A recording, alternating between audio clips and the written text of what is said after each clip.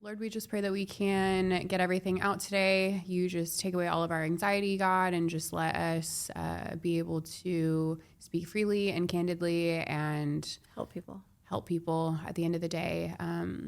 Just lead them to this podcast, whoever needs to hear it, God, and just help us get our mission across to women who are struggling with the same thing that Sunny has. Hello, welcome back to the Human Sunshine podcast. I am your co-host, Brittany Maurer. And I'm Sunny Boral. Welcome back. Episode 2. Yep. We dove deep in a lot of things last time that we kind of want to dive a little bit deeper into today. You had mentioned last time about kind of substance abuse and an affair that had happened. So I kind of want to touch onto those things. I feel like because I've known you for so long, like when people think substance abuse, like you think like, oh yeah, you're an alcoholic or you're doing all those things. But I never really felt like you were those like stigmas of like an alcoholic. Like you definitely had a drinking problem and I had seen you at my lowest, some low points. Yes. I remember, like you just being so just down and upset, and I feel like it was very circumstantial. Yeah. I feel like if you weren't experiencing everything that you were going through, like you wouldn't have been using that to cope. I feel like that 100% was like your coping mechanism during that time. But yeah, like I've never seen you like that, like to the point where I was having to like physically grab drinks out of your hand. None of my friends have seen me like that ever. And you did. Yeah. And you did physically grab a drink out of my hand. Yeah. I'm like, what are you doing? Yeah. So, yes, that was what I thought was a solution to, I don't know that I thought it was a solution to a problem, but it definitely was something that I leaned on like tremendously. And it was so wrong and I regret it. And it didn't make one day better, not one moment better. It only got me in a much more lonely, darker place. Also, I will say now that it definitely armed, my husband with a whole lot more against me. And it just depends maybe on who you have around you at that point, like at a really low point. Like you saw it and you were like, what the fuck are you doing? Yeah. Like you were helpful in that sense, but it is a tough place to be when you're really, really that down and you don't have support and you really don't know what's going on. I think it sounds very cliche, but I know that was like something I was doing to numb. I didn't want to feel anything like at all. I just was like, if I take a drink or have this drink or, it will make me feel nothing. And that's also not great. So it was a very, difficult time. Do you have like recollection of like the sequence of events that led to that point where you're just like, I'm freaking done. Like I need an outlet. Done drinking or when it started? When it started. For me, 100%, I noticed after his first suicide attempt, this person's like dying in my arms and I'm doing CPR and I don't even know how to do that. And you're still not, it just was traumatizing to say the least. And my children are upstairs. I mean, this is like, there's just so much going on that you just cannot like process it. Right. So after that happened, like the next day or two, like once he woke up from a coma, the next couple days, we had like everyone over at the house, like family, and it's this like joyous time. Like, Sunny, you saved his life, and like, oh my gosh, and we're telling everyone this was an accident. And what that did in that time for me in that home, like 100%. I just remember being at that, like where everyone was at our house, and I remember standing back thinking like, we are telling everyone that everything in this home is an accident. And now we're saying this is an accident. Yeah. And it's it's like a repeating cycle. Like there was never any accountability. It's like lie, right, you're just lying so much. Cover up. And so much. Like, and I could not understand it anymore. I couldn't take it. But I also couldn't like out that, it was like I went back to work like I think I went back to work like the next day.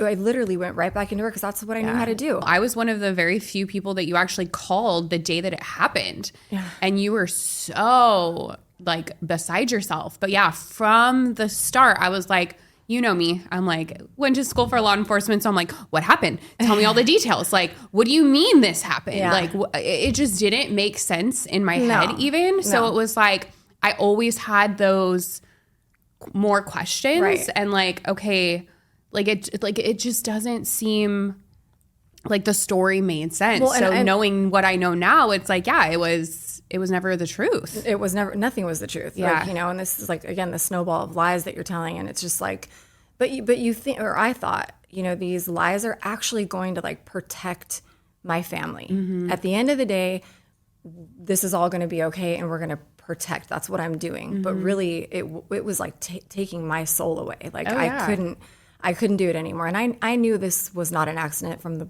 first time I laid eyes on him on the bench press. I knew it wasn't an accident, but we didn't say that. Yeah. So, and, even in the hospital going there after he woke up, when I get there and, the doctor is like with him and I both, and she puts his hand on him and she explains what substances he was under during this time that I was not aware of. Yeah. It was just like, we didn't talk about it. Like we just didn't. And we just moved on, and he's alive. So that's grace of God, right? Like this is all that matters. But yes, that was just a very, I didn't process that, Britt, till like a very long time after in therapy. And I don't know. I just wanted to move on. And so did he.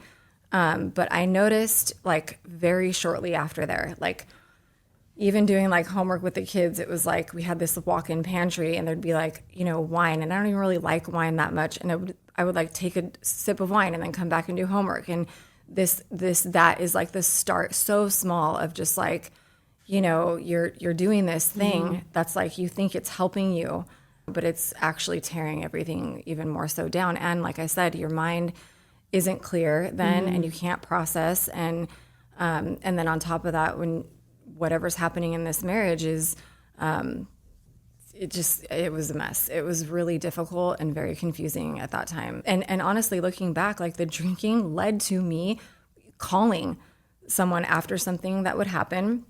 Now I'm like calling someone like this just happened. And now they're concerned about the kids, or they're calling the police. Like it was never me that's calling the police saying, right. I never reported anything that happened ever. So that led to that. So, but yes, it was a hard lesson for me to learn. And it put me, it got me and the kids in bad circumstances, and him too, on both of us, it was just not the right thing to do. The physical abuse was happening to you, but the emotional abuse was happening to the kids too. For sure. I mean, like destroying bedrooms and even just them witnessing abuse and verbal abuse to you, that's like traumatizing. It was. I feel like that was like it's so weird because you know how I am. Like I don't know what people look at me from the outside, but people who know me, like I'm not a flashy person. Like I'll be wearing the same Nike as for like 2 years. Yeah. Like I am not like that. Yeah. However, that home, like he purchased that home without me even seeing it, and he's like, it's got a six car driveway. And I'm like, but we don't have 6 cars. Yeah. And like, it was so much home. And I remember saying that, like, I felt it before. It was beautiful, but it was like, this is too much. Like we're all spread apart in the home. I don't know. It just felt like it was just too much stuff. Like that's kind of like your whole relationship with him though. It's like, he just would throw money at the problem. And I feel like it was like his subconscious way of trying to like make things right from abusing you was like, I'm just going to like buy all these flashy things and make it look like so picture perfect from the outside. Right. But like behind closed doors, it was a completely different story. Yes, but I am responsible for that too, because, after things would happen, it was like, well, let's take the kids to like a penthouse, or let's go to let's go to these hotels and things. And so, because your mind starts to go from, let's get out of this dark moment and you're going to like now build just this putting Band-Aids on everything. Right. But see, my mind did not like think that way before. It was like, okay, this is better. But is it really? You didn't realize better? like how like No. psychologically like crazy that is, where it's like, totally you bring crazy. it from like this bad moment, and instead of like working through those emotions, it's like, let's just mask it and just distract and just go have fun. And God knows, like, I did not know what that would have done was doing to the kids. Like I have so much guilt of like what we did in that way to their little minds. Like that time, the time he really wrecked that home. Like, I mean, he took like a baseball bat to every room, every picture, like I walked out of that marriage with absolutely nothing. And in that home, the kids seeing all of that, obviously I was terrified. They were terrified. It was crazy. And the next morning when he came home, Gia, she's like, no filter. She's like you. She just asked him, Daddy, why did you break everything in our home? Like, I did not know she was going to ask him that. And I was terrified when she said that. I'm like, oh God. Yeah. And he just said, because Daddy's a very, very bad man. Like, again, this is okay. That might be true, but this is not what you tell a 5-year-old in this moment. And I didn't even know how to like respond. manage. No, I didn't know. I'm not saying anything at this point. Like, I'm just like, you want me submissive? Like, you got her, like, which is terrible because that's not really who I am. And, I regret not just leaving, honestly, at that point. Like, I could have figured it out. It was your out, but I you could were have figured it still out. so emotionally like invested in trying to repair your marriage, even though it was clearly not healthy. Well, yeah. And I think, I don't know how other people, if this could resonate with anyone, but I come from a broken family and I like was going to be damned that I was going to do that. My family was like, no, this is like, God put us together. We're going to work this out no matter what. And relentlessly just trying to survive, but also, yes, trying to keep that unit together no matter what it looked like, because I couldn't like settle on the fact of like, I'm just going to walk away from this. Like, I've known this guy since forever and I know there's good in there, but like the bad is really tipping on the other side of the scale like at that point. Because it wasn't like bad. It was like very dark, like a darker side that I was seeing. Yeah. That I didn't know that if I could like fix that part, Well, and I know you've told me so many times, it's like you felt like if you left, the kids were going to resent you for breaking up the family, even though like the kids, I mean, they're still so young. Like, they don't understand that it's like, if you're in an abusive relationship or an unhealthy marriage, like the safest, smartest thing to do is leave. And that's like better in the long run. But at that point, like, they were still so young and they didn't really understand that. And you felt so much guilt from like leaving. So I feel like that is one of the main reasons why you stayed for so long and then you have him just instilling and drilling into your head too, using your own like religion against you. God hates divorce. God hates all these things. And it's like, which is you true, had like so many things Yeah. working against you. And it wasn't until you realized like we've gone deep into scripture about these things. Like it says like straight up in the Bible, like if the covenant is broken due to violence and all of these things, like it's not frowned upon to leave. Like, well, it had already been broken. Right. And and it was. And again, like, my part too in this with the covenants that I broke as well. Yeah. And the guilt of that, like he was not going to, I honestly believe like after his first arrest and after like my affair, I honestly believe like there was deep hatred for me. And that was dangerous for me and them and the kids because it was not going to, it was like I couldn't recover. And that was like the next couple of years of what I was trying to do is like, let me see your heart. I can't see your heart anymore. Like what, but it's like once that person is like going against you, I feel it, my intuition is strong. Yeah, it is. And I felt it and he knew that. And I just wasn't strong enough to get away. After that suicide attempt in that Corona home, it wasn't it wasn't too long after that his first arrest happened. Once that happened and the kids, were now not there. Yeah. Obviously. They were taken by CPS. Yes, for failure to protect on my end. And then there were allegations in that report of substance. I've never tested positive for drugs ever one time since I've had CPS in my life, not one time. Right. I think I failed like 2 alcohol tests later. Yeah. But those allegations had to be like smashed right away. And I continued to take more and more testing electively because I just knew that if I did that and had it documented, they would know. Yeah. And I do believe at the end of the day, as hard as it was to get through CPS, I do believe that they were on my side. They were on the kids' side first, and then because at the end of the day, it's their job to protect kids and from a situation. They don't care they don't what you're doing. It's like if you're not going to make the hard decision. That first time CPS ever even called, like I didn't even know what CPS was. I didn't, So they call, and I'm with him, and then they're like, well, we're going to come to your house in an hour. And I'm like, what is this? And so I asked him, do you know anything about this? And that was in the truck that day. He hits my head against the truck wall, throws my purse out onto the freeway. This is like moments before I'm supposed to meet with people and look totally normal to tell them that I'm a great mom and he's a great dad. And, so we did that, and I answered all their questions, tested for them that day. And he's right upstairs listening to the whole conversation. It just was so, and I remember that one of the workers asked me, it was just so many lies that they knew. She was like, have there been like walls punched, like holes punched in walls or like, and I'm like, well, this is like every Tuesday we're going to say this happens. But I did notice that like 2 days prior, he had all like a crew of people fixing all the holes. It's like, I don't know if he'll ever tell me if he knew or it doesn't matter, but I was lying to them, like right to their face. Like, no, that's never happened.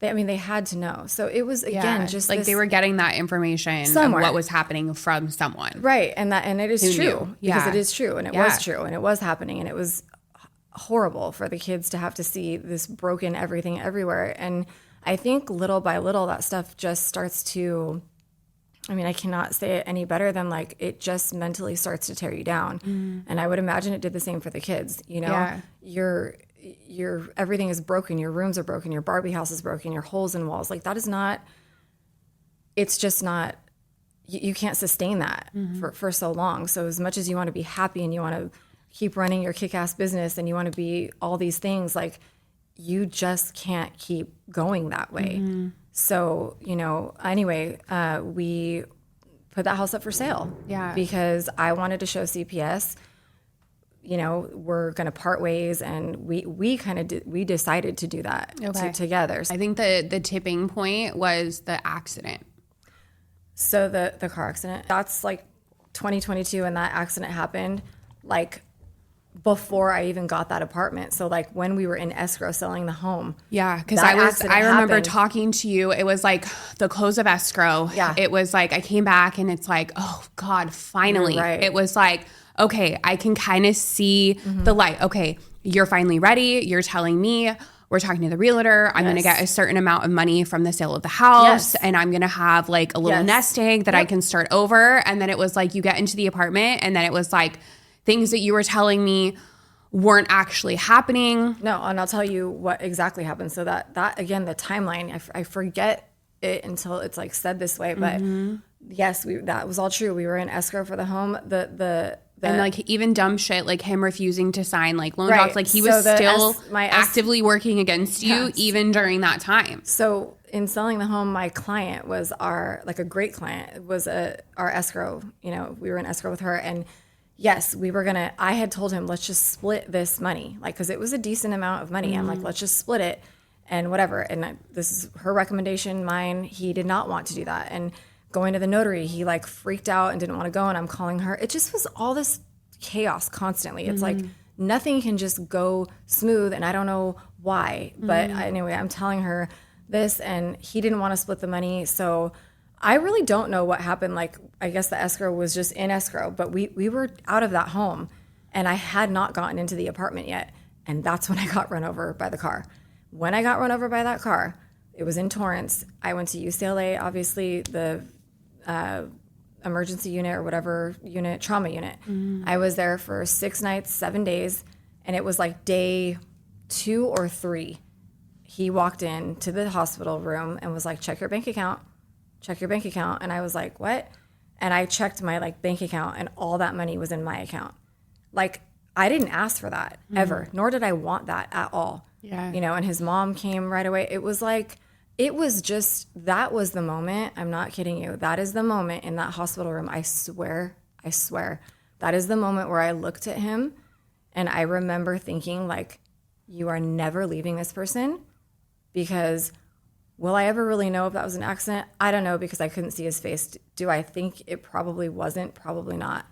However, I watched him and his mom maneuver the way they did, talking to people in there, and I was just like, he can do anything. Yeah, you felt like the retaliation against you oh my gosh. For trying to leave would be worse than the abuse that you were facing in those day-to-day life. It was just ultimate fear. That's all I can tell you. Ultimate fear.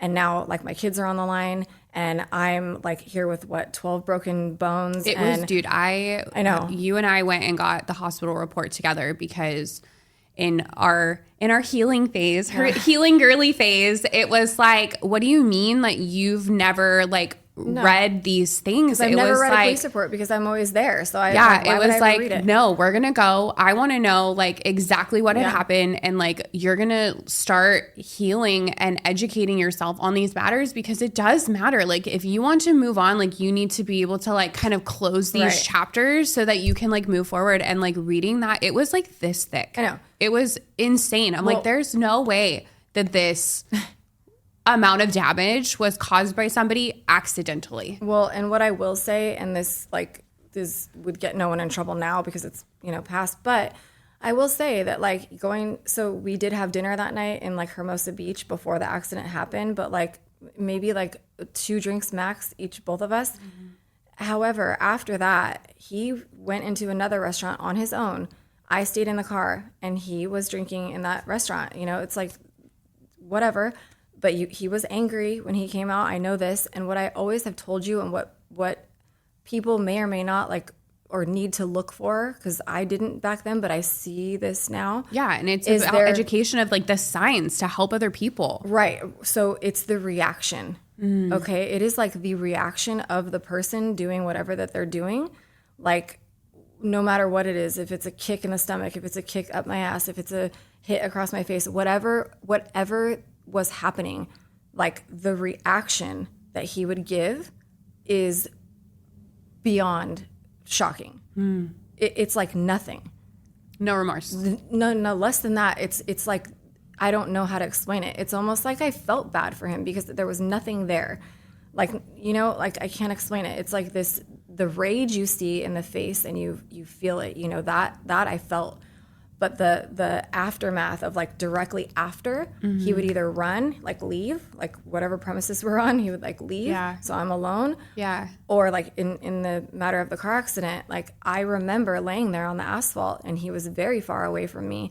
And, I don't know that my lung is punctured and I'm bleeding on the inside. I have no idea. I've never broken a bone in my life until that day, ever. So I'm laying there and I just kept saying, call 911, like, please call 911. Like, I know now, like, a normal person's help. Reaction is if you run somebody over by a car, you call an ambulance right away. Yeah, no. Like, you render aid right away. Yeah, that did not happen. And I don't know if he, like, called his mom first or what was happening, but I just kept saying, like, I have to. Like, you knew you were hurt. Badly. Yes. It was the worst pain ever, and I just knew something was very, like, badly wrong. But again, yes, it's like the reaction to that is also creates more fear in you because you're like, what did I do wrong? Is this my fault now? Like, always thinking it's my fault. Like, always, and even if I ran over a stuffed animal and it is my fault, like I'm still running over to that stuffed animal, like helping it. Like if it was an accident, you would think that the reaction would have been to render aid immediately if you accidentally do something. So but the fact that like that didn't happen makes it feel like it was calculated. Yeah, it felt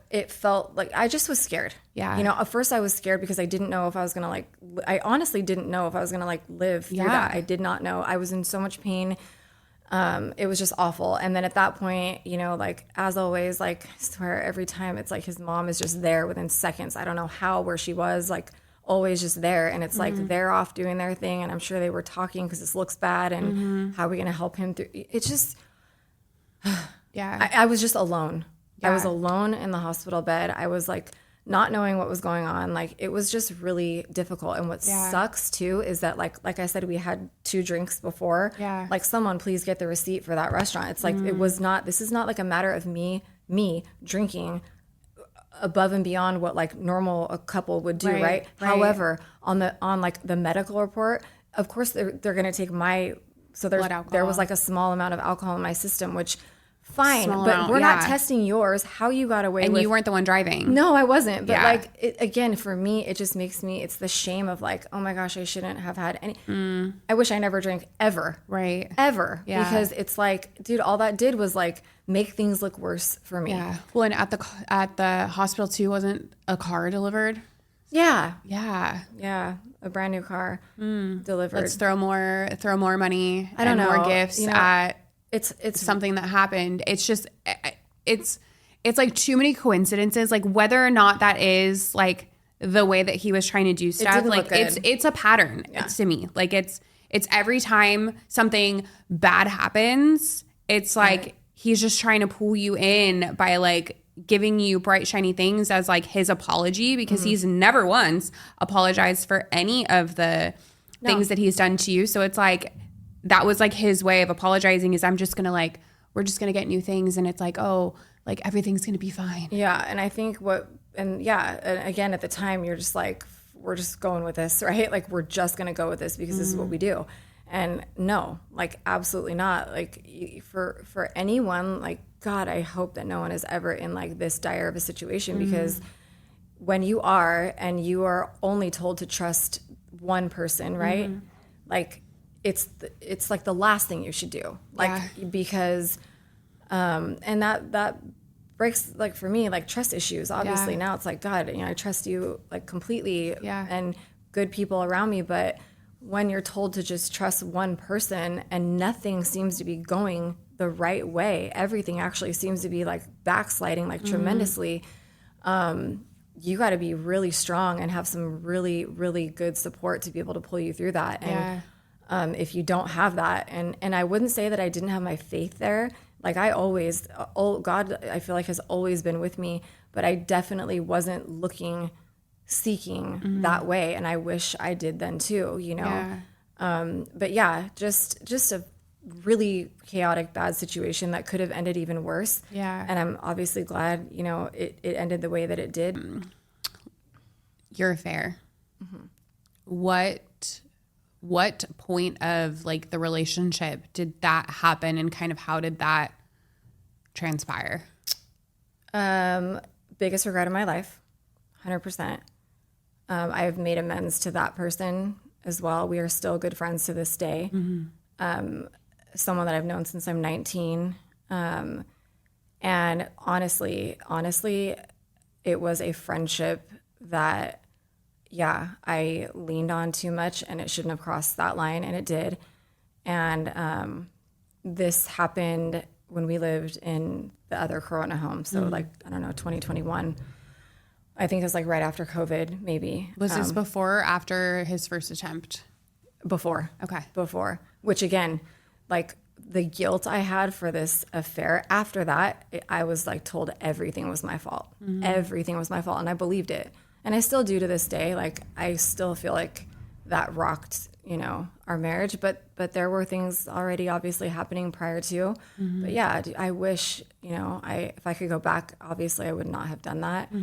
But you finally had like a safe space that you felt. So it's like you've got to not feel like so much guilt, because you were dealing with still like so much just darkness and but I could have left. Not safety.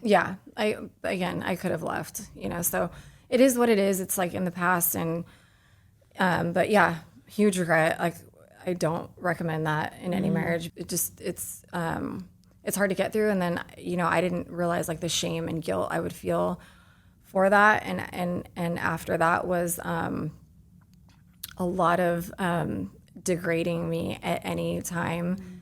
Like that stuff I hadn't seen before. Like the physical stuff was like one thing. And yes, I know I thought it was like totally normal. It's totally not normal.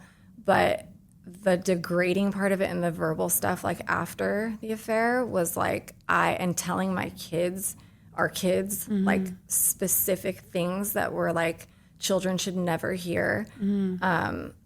I didn't know what to do with that either. You know, it was like very difficult for me to like walk through. However, at that point, again, that was just solidifying the fact of like, Sonny, you have to recover this. Like, this is your fault. You have to recover. You know, this is your doing. So it honestly was worse timing because it just got me into like a more backed against the wall place, you know, if that makes sense. Yeah, I know that like after you had said like the things that he was saying to the kids were like super like X-rated. Like that alone to me is like abuse to the children. Like it was hard, you know, and then to have them come ask me like, Mommy, what does this mean? When, you know, I was just like, oh my gosh, you know, it was, yeah, I horrible.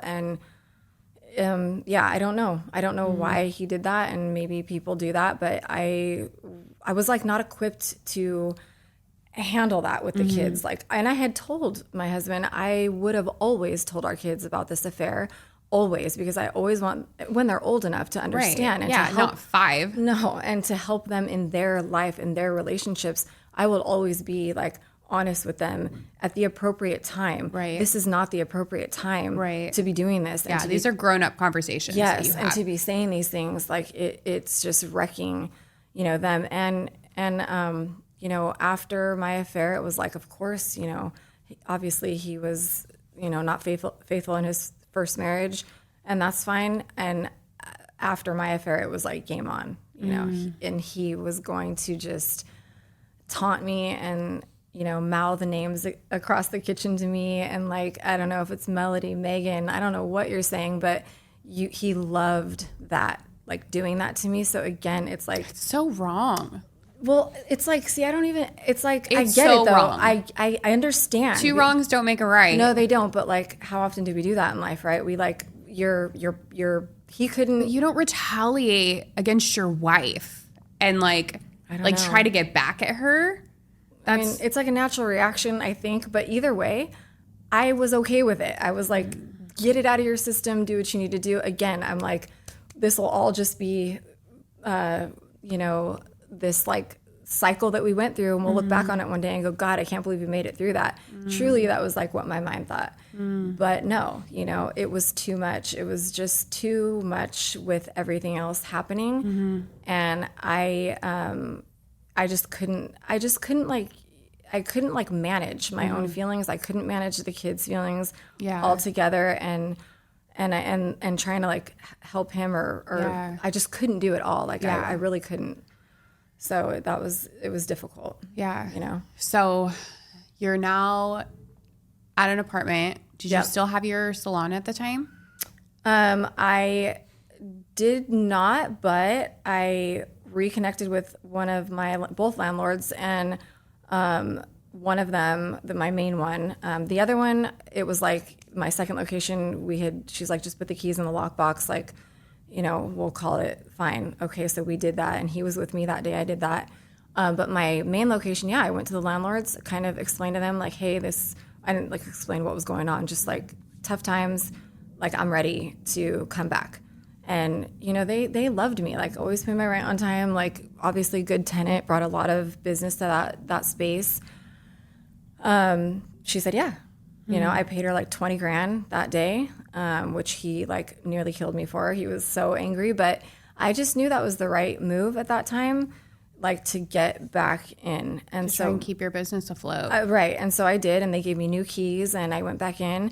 I had like 2 girls at that time that were still kind of there. And so what happened like up until that point, like that you just like the business kind of just like slowed down and people were leaving, or like what transpired to get to that point where you were like on the edge of losing it? Yeah, this is a language that I'd have to hear from, most of the girls, but I can only speak for what it probably looked like was what it was. It was complete fucking chaos. Like this, I'm a sole owner here. I don't have partners. I built this business from the ground up. I, did so much in here, and then all of a sudden, like, where's she at? Well, I don't even know where I'm at. Like, I'm dealing with family suicide. Like, I'm dealing with so much stuff. Now the law's involved, and it just, I could not manage like the Sunny that I was, and this like badass. I did not feel like that anymore. I felt like I was less than zero. At that point, it was like I'm in the fight of my life for my children, like and trying to recover this situation and still figuring out how to keep him happy at the same time. So going back in there, it's like my heart, my soul wanted it, but I just wasn't strong enough to do it. And then like right when I got back in there, the salon, I don't even know if I told you that it like got broken into. Yeah. And then I'm just like, God, it just seemed like the hits kept coming. And I simply wasn't ready. I simply wasn't ready. And that sucked for the livelihood of those girls. Because they know I loved them all. I supported them all. Always encourage them, and truly, like I think I said on the last episode, I never ever, when people like post these things like, oh, boss babe, like I was like, those girls are lame.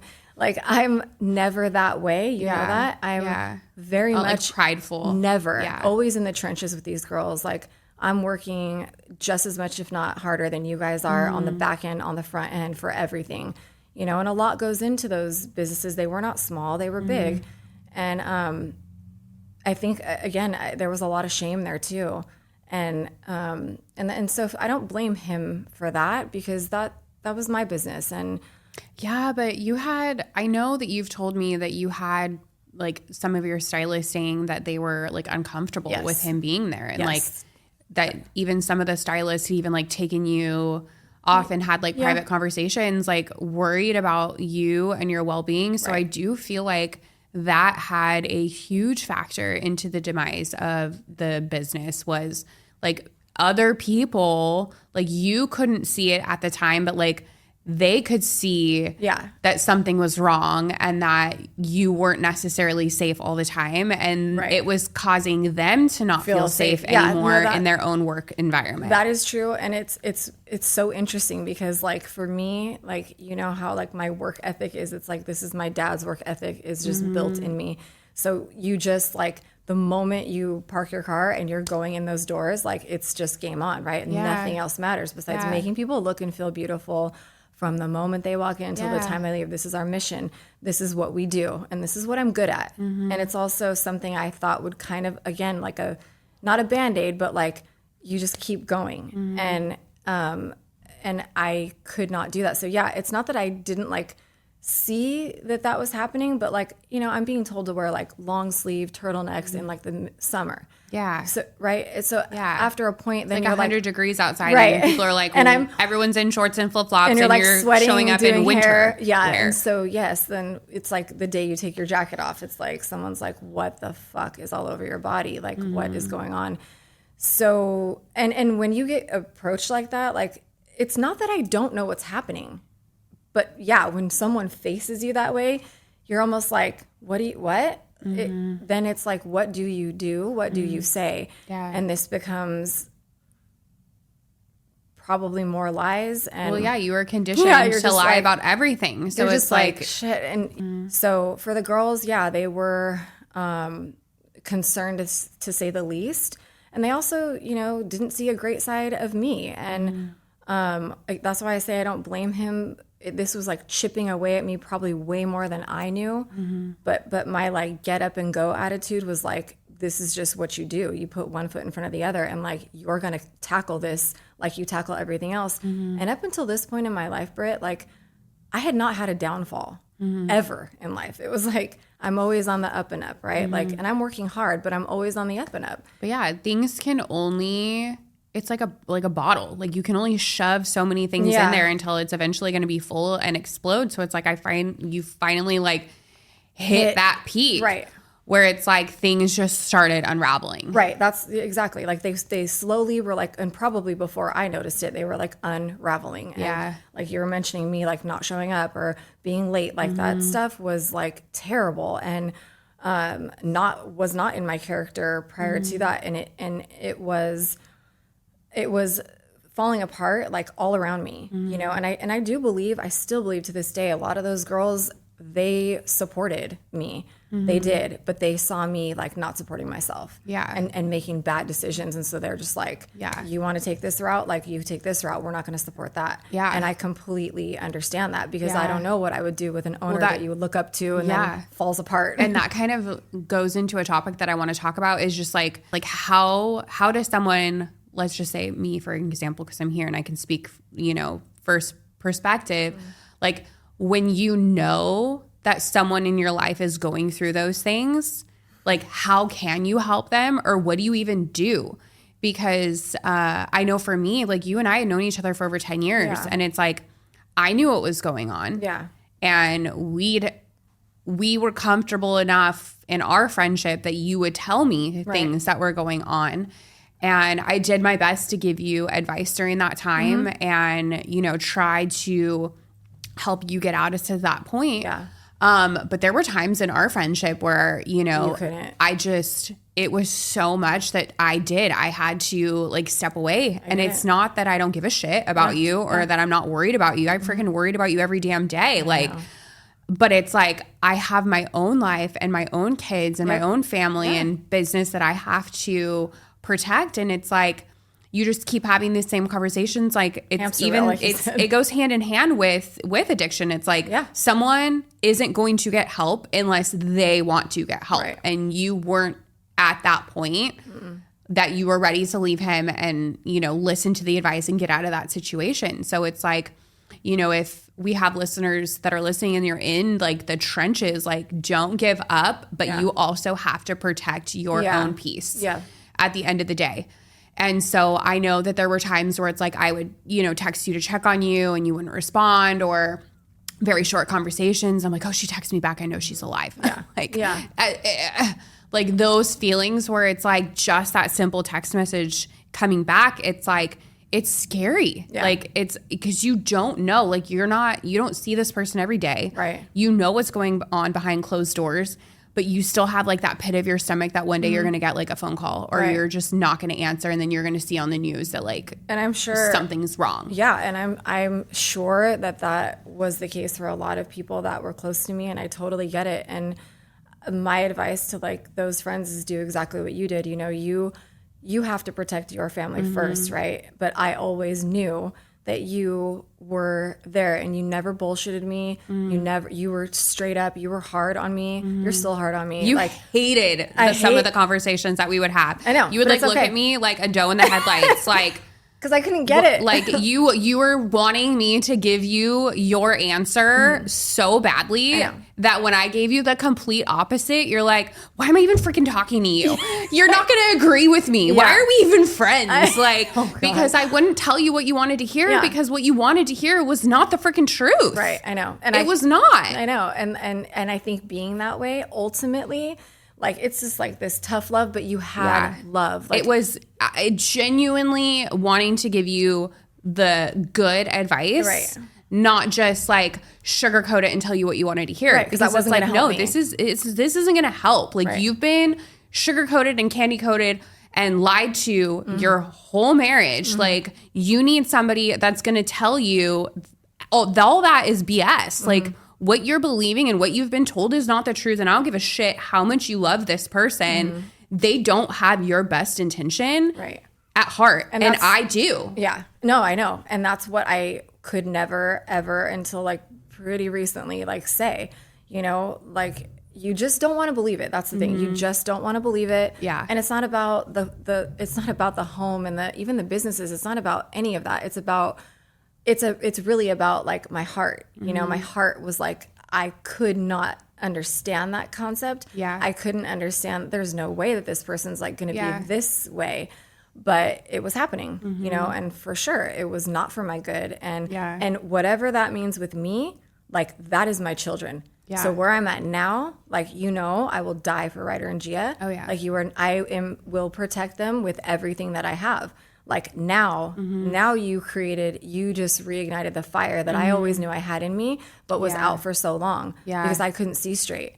And like that, I needed someone like you to, yes, you were distant at times and you needed to be, but I did know that you were always there. So I think that's probably the best way to be with someone who's not going to listen to you because they're so in it. Yeah. Like, you know, like you said the other day, I would tell you like, yeah, I'm not seeing him. And then you were like, and then I'm like, oh, he just brought us food. And you're just like, I was not ready. No. And I just wasn't ready. You know? So, and then I feel like when I came back, I mean, it was like sporadic, you know, we would still connect and stuff. But when I came back, it was like in the thick of it.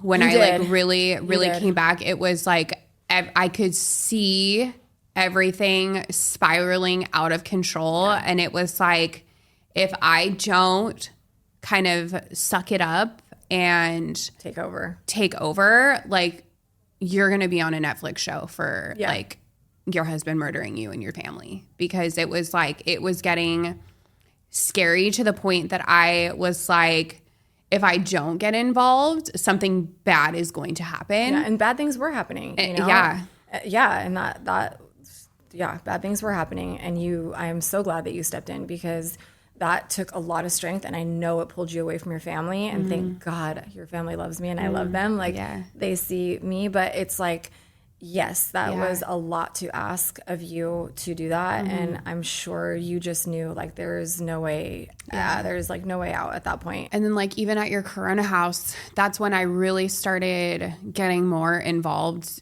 with you and, you know, going to the apartment, helping you with the kids. Cause at this point you had the kids for a little bit. Yeah. And it was like going in and you're telling me these things like, oh, he was here and he changed the locks because he broke the last one. And I'm looking at the lock and it was a keyed lock from the inside. Right. So you needed a physical key to unlock the apartment door from the inside. And immediately I was like, that is so dangerous. Because number one, he could lock you in here. Or if we lost the key and there's a fire, lost the key. My biggest thing was he can lock you in here and not let you out. Right. If you don't have that key and he locks it from the outside, you and the kids are trapped in this apartment. Yeah, that was scary. And God forbid there's a fire that you're stuck inside and you weren't on the ground floor. You were up like 2 or 3 flights. Yeah. And so I immediately went to Home Depot, brought my drill, brought all the supplies to the apartment and changed the lock. And I was like, you and I are the only ones now that will have a key to this apartment. Because I was like, at that point, I think I was just so pissed at you and the situation, and especially at him. But it was like if I don't start like intervening and saying, fuck this. Like, enough is enough, dude. Like, I'm not giving you an option anymore. Right. Like you have your kids and I'm going into like fight or flight mode now because it's like, if I don't step up and protect you and help you do these things, nobody will. Right. And nobody like knew that was going on. Yeah. So you like that's you definitely were like, we were friends, but you were like, bitch, I'm running the show now. Like it was. And that leads me to like the hardest point and decision that I've ever had to do like morally in my life. You know, the night that you called me and you came to my house a few days before that and you were just complaining about like your back because an incident had happened and you could like barely walk. And I remember you staying the night at my house and just pumping you with Aleve, just trying to get your muscles to relax because you were in so much pain that you like physically couldn't even like move. Yeah. And then I get a call and it was that the day that it was my wedding anniversary? No, that was different. That was okay. So that was another day. This was in October. This was October. Yeah. Okay. So shortly before. Okay. Yeah. So October, I get a call from you and you're like, I need you to get the kids from school. I'm like in bed and I like physically can't get up. Yeah. So I leave my son's football game and I go pick the kids up and I get to the apartment and you're there and you're like in bed and you were in bad shape. Yeah. I was like, we need to call an ambulance. Like this, like something. Did you call the ambulance? I did. Yeah.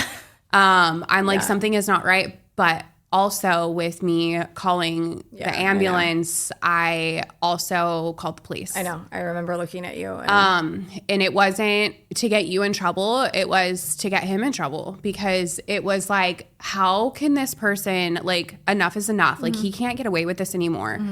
And I knew that you already had like a rocky past with CPS and you weren't supposed to be around him. So like I had that pressure on myself that I knew that my actions could open a whole nother can of worms for you in your life. Right. And I remember we were sitting on the bed and I told you, I was like, I'm calling the police. And I said, I don't care if you hate me. I remember like saying those words and like that being so hard because I really truly value our friendship. Yeah. And I was like, as a mom at this point, if you're not going to stand up for yourself and these kids, I fucking will. Yeah. And that was also the night that they had told me about the situation that happened at the hotel and that— Who told you? The kids? The kids. Oh, right. And that they didn't feel safe. Yeah.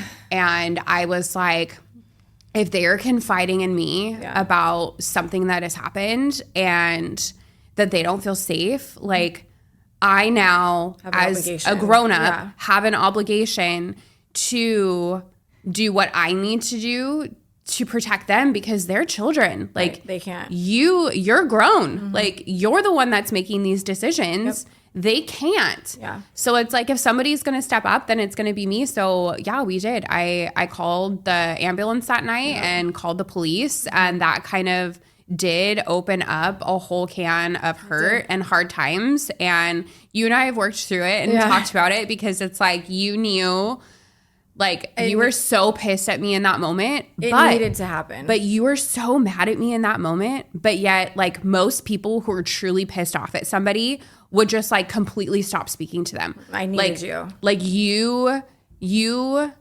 didn't run away from me. And that's when I knew, oh fuck, like I now that I've done this, like I can't leave. Yeah. Because most people, would be so pissed off and they would like be like, screw you and all of that. But you stuck around. And I'm like, that was the first time that I feel like I'm like, we're crossing, like we're finally like getting somewhere. And you're having these feelings now of maybe it is time for me to actually like leave and put myself first and protect my kids. And from there, a whole police case was opened for domestic violence. And unfortunately, CPS got involved again. Yeah. And, you know, it's, again, with the lies, my God, I still, at that point, when CPS, like, came to visit me, like, of course, I had told him, you know, like, the police came and he was, like, mad. And but then CPS, like, comes into the apartment and the kids had, like, a school event. So I had to, like, race home to meet them there.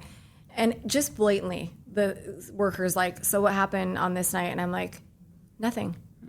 I mean, like, I can't even believe, like, hearing you right now, I'm just like, I cannot believe that I did such a disservice to my children, to myself, to you. Like, I cannot believe, like, the person that I was, or I was like not even you were like a myself. robot. Like I don't even know what I was doing. It was like you were just so programmed to like hide, lie, and deceive that it was just like. But see what like right, but like that's why I say like I don't ever want to say the drinking was a good thing because it was awful. Yeah, I wouldn't have said like that like gave me like some type of. I guess like to let my guard down to say what was happening. I would have never told you about the lock. I would have never, like you can't just leave an apartment with children, your own children there, and you break the lock off the door. Like we need to be able to shut our door at night and lock the door. Like what is happening? Yeah. Those types of things like were not normal. Yeah. And I, of course, like I'm just like telling you and you're like, this is absolutely crazy. Yeah, you like looked at And me I'm like, when I what do was you like, mean? I'm like, that's not normal. That's getting changed. And you're Yeah. looking at me like, what do you mean? Like, what's wrong with it? And then when I gave you 5 explanations on like why this was weird, even the police, when I showed them, they thought it was like super strange. And oddly enough, as you know now, because we just finished this case up, but like oddly enough, that evidence is just gone, deleted. Yeah. The body cams of my kids saying that they're afraid of this person were just deleted. I mean, this is what, had I not been strong going through this last case, that's the kind of stuff that would have put me back in a position of like, wow, I am this small. But I'm telling the truth. Yeah. But I'm this small. Like, and they're not going to call you, even though you were the witness and you're the one who called. Yeah.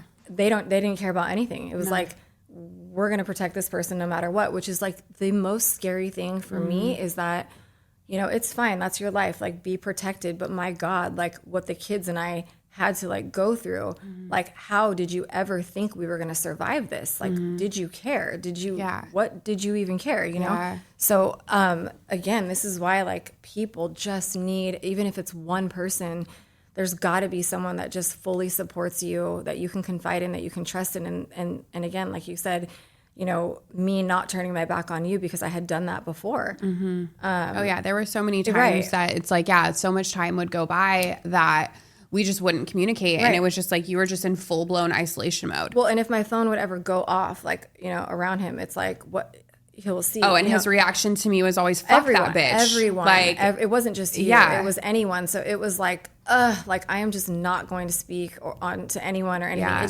It was a mess, you know, and that also can really put someone in a very weird mental state, because now you're just like, is this good? Is this bad? I don't know. So from Corona, all of this So, transpired. And then you call me and tell me after we just went through the ringer. I know. Oh, I'm moving to Fallbrook. I'm like, Yeah. what do you mean you're moving to Fallbrook?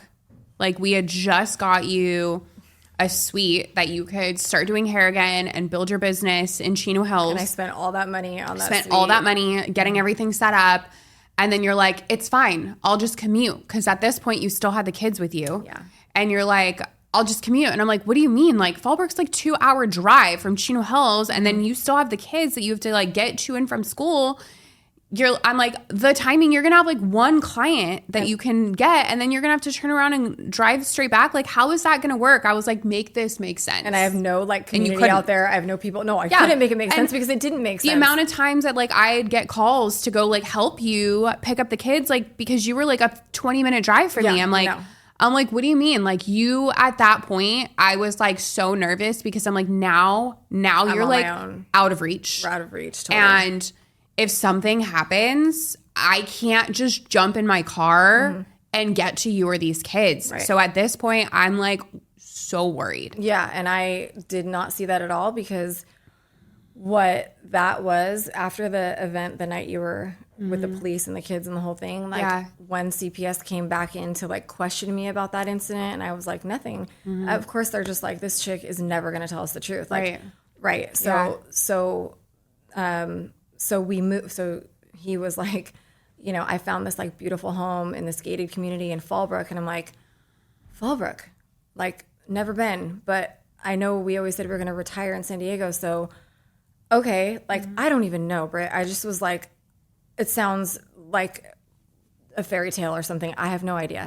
It's going to work, I guess. I don't know. So yeah, he gives me the address, tells me to go. You know, I get the keys like right away. The landlord's like, okay. And it just happened so fast.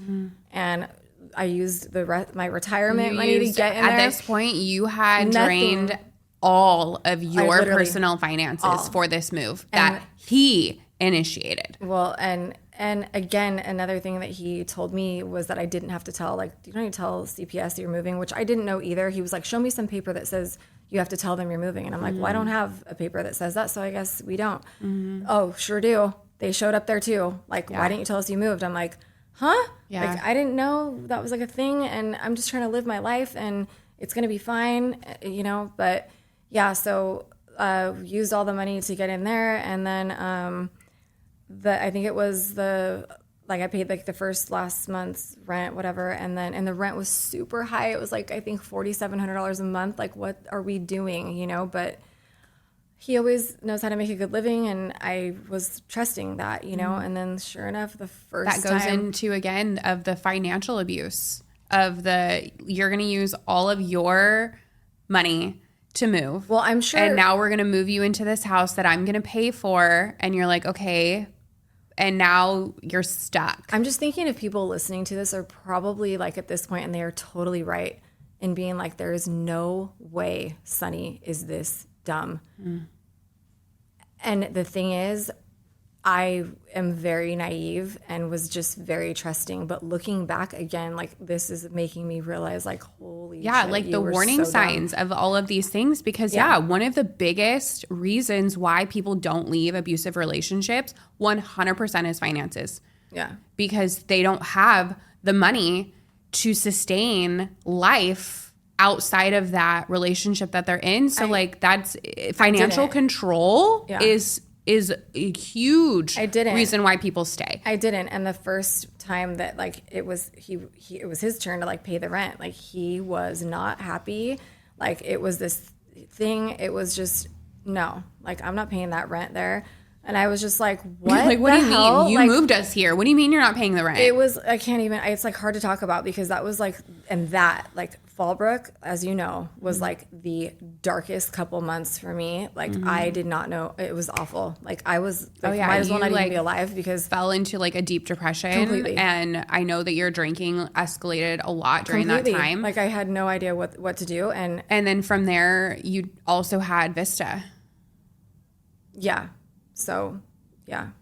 You had another incident that had happened. So, yeah, I forgot about that. And the you know, and I did want to mention, like, I did go to, like, a treatment center because I swear to God, you look at the documents, I thought I was going there for, like, depression.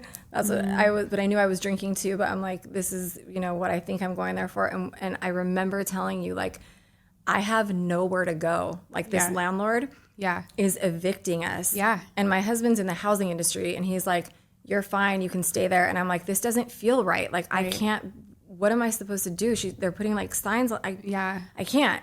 And so, you know, I, like, go to this place. And you have no money. Nothing. Like, literally nothing. Like, there is no way out of this, like, at all. And I have no family around, like, no friend. Like, no, there's no way out. So that was, like, what I thought a way out, which, okay, this will be good. I'll go here. And he was just like, stay as long as you can there. And, you know, that was, like, fine. I did everyone's hair there and, like, learned some things or whatever. But that. But even at treatment, he was still visiting you. Yeah. Yeah. Right. So, yeah. But again, just looking back, like, no wonder my parents are, like, so frustrated with me because they're like, you made every bad decision possible, and you literally always made pretty good decisions. And, like, here I go, just checking every single box.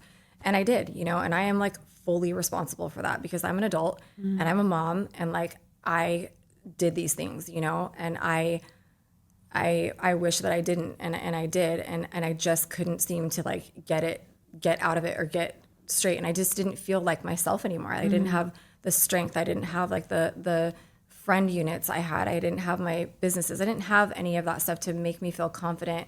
And then to have this person who's just, like, crushing up my food when it gets set down in public or throwing drinks on me in public, like, just every possible thing to degrade me or degrading my looks, like, all the time. It was like, holy shit, like, I feel like you have punished me enough. I just don't feel like this is, like, I cannot take any more of this. So, you know, it's just, it sucked. It totally sucked there. And that was a very, very, in my life, that was the darkest time in my life for sure. So once you finished rehab, where did you go? Because at this point you were homeless. Like you were already kicked out of your Fallbrook house. You had nowhere to go. Yeah. So I stayed with a friend in Orange County.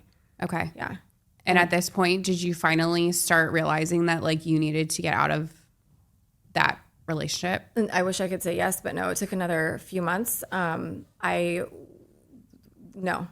was a few more months of seeing him and, you know, going through that until I was, like, really ready to walk away. But I did get into this wonderful place called Laura's House in Orange County, and and going through all of like their classes there for domestic violence and all these things. Like I was just, you know, we had to share like on paper, and I thought we were just like writing things down. So it's like you're being honest, right? And so then it's going around, and then I realized that everyone had to like share what was on the paper. Like, uh-oh. No, literally. What have I done? And I would always be sitting closest to the instructor, so I was like the last, and I was just like, oh my gosh, there's no way like I can say these things. So anyways, after like 2 times of that, these girls are looking at me like I have 9 heads, like what the hell? And the instructor, they pulled me aside and they were like, do you have an exit plan? And like, what is going on here? You know? And again, this is like they could see how bad the situation was that you were in. Yeah. You know? And I'm over here like, was this bad? Like this is bad. And so that was happening. And then they put me with this like incredible therapist named Dana. And she, I don't know how, but like it changed everything for me. Everything.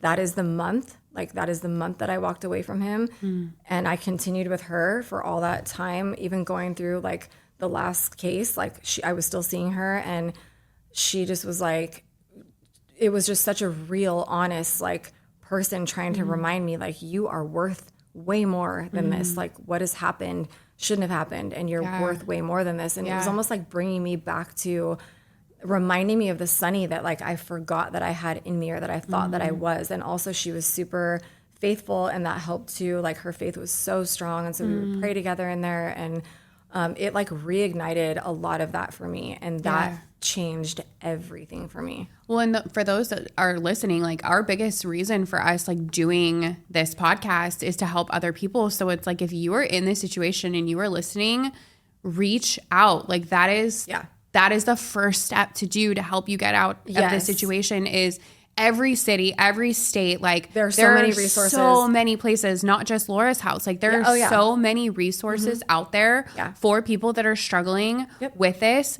Make the call, get the help. Like they will help get you resources. And don't be afraid of opening up. Don't be afraid of opening up, because, you know, the longer you take, like the more just bad stuff that's happening during that time. So don't be afraid to like, you know, tell someone something and really, and just voice what you need. And these people, they've dealt with it all before. They see it all before. Like, I think I'm lying to like judges and people. They know, like they know, you know, but I'm over here like, okay, they're not going to be shocked or surprised for anything that you tell them. But truly, I feel like if someone who was as strong as I was, and who like just the person who I know I am, like if this could like if I could have a downfall this bad, and this is bad, like this is all bad. If I could fall that hard and still like manage to land on my feet and crawl up from this. Oh yeah.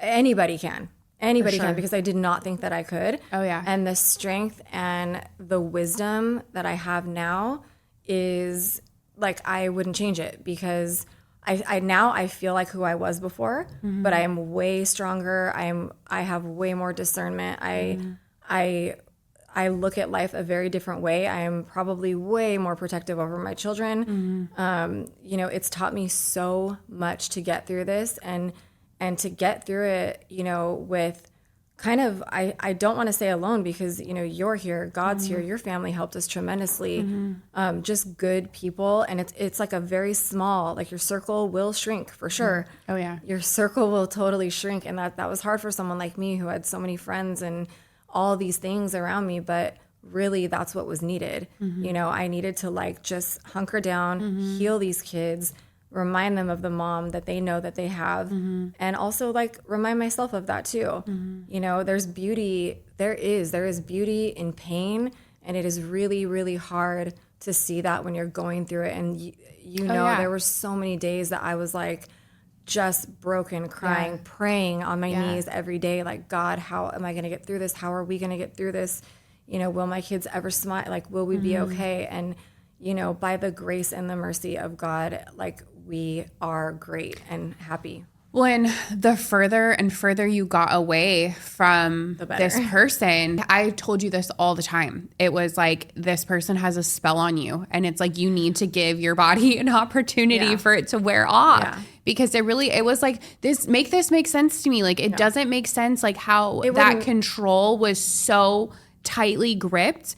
And Because I would tell you, I'm like, get off the hamster wheel. Yeah, I because told you that 100 times. Because someone like me, you know, like, or maybe other people too, you just, like, I can only say it, and I'm not afraid to say it or ashamed to say it. Like, you love someone that way, and you see the hurt in them too. So my heart breaks for the hurt in him, because most of the time when people are angry and when they're doing things, like, they're hurt on the inside. And I knew that with him. And so, yeah, my heart was like, I can repair all of this, you know, but like, I just couldn't do it without, I just couldn't do it alone. Like, I just wasn't able to do it. But so then, yes, you have to be like a strong person and like stand on your own 2 feet and say like, this cannot work at all. And now it is me and my kids.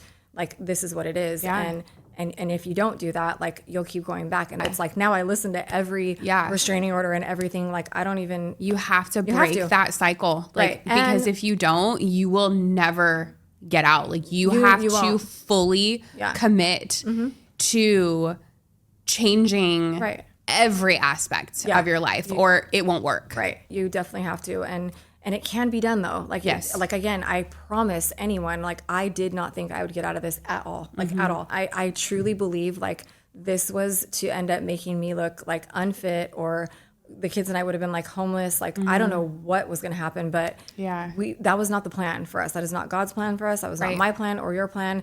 That was not going to happen. So you just have to like pick yourself up, and you have to like believe. Every day that you walk more and more, like, you'll see, you know, things change. And again, like, beauty starts to like come back to life. The smiles in my kids' faces and the joy, and you know, this is like all I need is that, you know. And it never one day did any of this change my heart.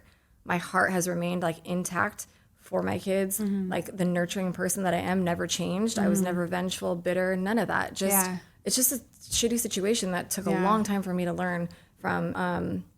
In regard to like my salons, and you know, I'm like, I hold that so close to my heart, because that is something that I built, like, blood, sweat, tears, like hours and hours, and so much planning went into building that vision. And I do feel like at the end of the day, I still am a visionary and someone who has high goals and expectations and desires to create things in life that are beautiful. And I am so terribly, I'm ashamed. I am regretful. I am beyond sorry for the things that I caused that created, you know, chaos in other people's lives, you know, taking their livelihood away, taking away, their place, their routine, their, you know, it just like totally probably rocked everyone's world in there.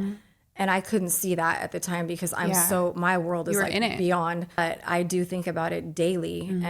And I do believe like I will rebuild that business, and it'll just be better. And I believe, again, going through this, as hard as it is to say, I do believe that somehow, some way, it was for the better. Like, I couldn't do another business. I don't believe if I was still in that situation, this had to like completely change me. Right. But I do just like completely love dearly those people that worked for me and worked with me. And, you know, they're like sacred in my heart. And that whole business was just something so beautiful that is hard for me still today that I don't have. And being through like so much therapy that you've done through Laura's house and like independently, it's like now you can kind of step back from an outside perspective and look and see like everything that had transpired and like look at it from a different viewpoint, where it's like I'm actually quite surprised that it went on for so long before completely blowing up. Right. Yeah. I just thought, you know, it's going to be okay. Like, it's just going to be okay. But the thing is, when you are a leader, and again, like as your mom, you know, when you're a leader and people are looking up to you, like, you're running the show here. I mean, these people are looking up to me, and this is my job to keep you guys busy and happy and growing and sustaining this and everyone's livelihood. You know, I never looked at it like it was a lot of pressure on me, because I never felt that way. I loved it. However, when that person like can no longer do their job, like, we have a serious problem here. Like, what are we going to do? And for me to put all of those people in that situation of like, you got to just run to another salon or go somewhere else or do something. I mean, oh my gosh, like that probably was beyond difficult for all of those girls and the guys. And I cannot forgive myself enough for that, you know, because like now I understand how it is to be when you're left with like, you don't know what you're going to do. So, Right. you know, I'm tremendously sorry for that. And I wish it didn't happen. Yeah. And if given the opportunity, like I will build something again. And I absolutely just like, you know, I loved my employees like so very much and looked at them as far more than employees, definitely as close friends for sure. I'd like to thank my guest, Brittany Maurer, the most amazing best friend ever. And please tune in to the Human Sunshine podcast. We've got lots of fun guests coming up, lots of women CEOs, nonprofits, lots of really great things to show you guys. Thank you for watching.